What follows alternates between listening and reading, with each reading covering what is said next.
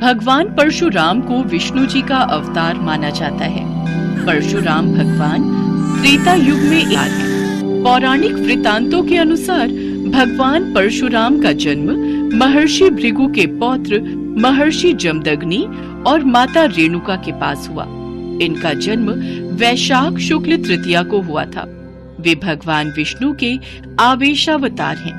परशुराम महाभारत और विष्णु पुराण के अनुसार परशुराम जी का मूल नाम राम था, किंतु जब भगवान शिव ने उन्हें अपना अस्त्र प्रदान किया तभी से उनका नाम परशुराम हो गया। पितामह भृगु द्वारा संपन्न नामकरण संस्कार के पश्चात ऋषि जमदग्नि के पुत्र होने के कारण जामदग्नि और शिवजी द्वारा प्रदान किए परशु को धारण किए रहने के कारण परशुराम कहलाए। परशुराम को भगवान शंकर द्वारा दिए गए अमोघ परशु को सदैव धारण किए रहने के कारण ये परशुराम कहलाते थे। भगवान परशुराम अपने माता पिता का बहुत सम्मान करते। यदि एक बार वचन निभाने की प्रतिज्ञा ली तो फिर उसे पूरा करके ही रहते थे। महर्षि दुर्वासा की भांति पिता के कहने पर भगवान परशुराम ने अपनी ही माता का शीश धड़ से अलग कर दिया। कार्य और महान पुत्र ने ऐसा क्यों किया, इसके पीछे भी एक कारण छिपा है। शास्त्रों में लिखी एक पौराणिक गए हुए थे तो उनकी माता रेणुका जल लेने नदी पर गई। रथ को अप्सराओं के साथ जल क्रीड़ा करते देखा। वास्तव में माता रेणुका का मन उस ओर खिंच गया था। फिर अकस्मात उन्हें याद आया कि पतिदेव के हवन का शीघ्र ही अपने पति जमदग्नि ऋषि के पास पहुंची। जमदग्नि ऋषि ने अपने तपोबल से उनका मन पढ़ लिया और वे उन पर क्रोधित हो गए। उन्होंने परशुराम से बड़े अपने सभी पुत्रों को एक एक करके आज्ञा दी कि अपनी माता का वध कर दो, किंतु ऐसा नहीं किया। तब ऋषि जमदग्नि क्रोधित अवश्य मानोगे। पिताश्री आज्ञा दीजिए, आपकी आज्ञा मेरे लिए सर्वोपरि है। परशुराम को ऋषि जमदग्नि उनसे भी वही बात कहते हैं।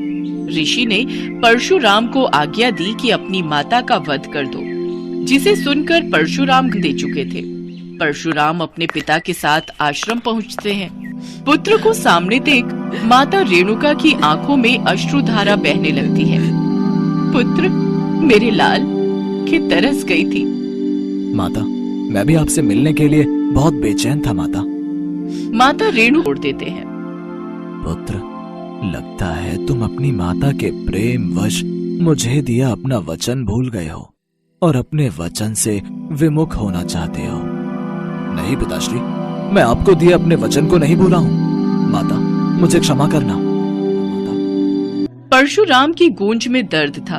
वो अपना फरसा उठाते हैं और अपनी माता का शीश धड़ से अलग कर देते हैं। आपको सुना तो मुझसे रुके बिना नहीं रहा गया। देवर्षि नारद, हम तीनों अपने सतीत्व और पतिव्रता धर्म की चर्चा कर रही हैं। अच्छा, तो आपने भी हमारा वार्ता। आप भी जानते हैं देवर्षि नारद कि हम तीनों देवियों के समान कोई भी पतिव्रता स्त्री नहीं है।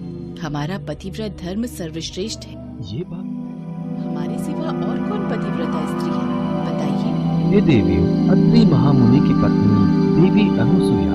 देवी अनुसुया? हाँ माते, देवी अनुसुया के समान पवित्र और पतिव्रता लोगों में नहीं है। क्या कह रहे हैं देवर्षि नारद? मैं सत्य कह रहा हूँ देवी सरस्वती। देवी अनुसुया एक महान पतिव्रता स्त्री है। देवर्षि नारद की बात सुनकर देवियों के मन में अनुसुया के प्रति ईर्ष्या होने लगी। अच्छा, अब मुझे आज्ञा दीजिए, मैं चलता हूँ। नारायण नारायण। सोच रही है जो मेरे मन में विचार उत्पन्न हो रहा है। हाँ देवी लक्ष्मी, हमें देवी अनुसुया के पतिव्रता धर्म की परीक्षा लेनी ही होगी। ये तीनों देवियां अपने अपने पति के पास गईं। इसके पश्चात तीनों देवों ने आपस में इस पर विचार विमर्श किया। तो हट करके बैठी है कि हमें अनुसुईया की परीक्षा लेने जाना ही होगा। और आप जानते हैं महादेव, स्त्री जब एक बार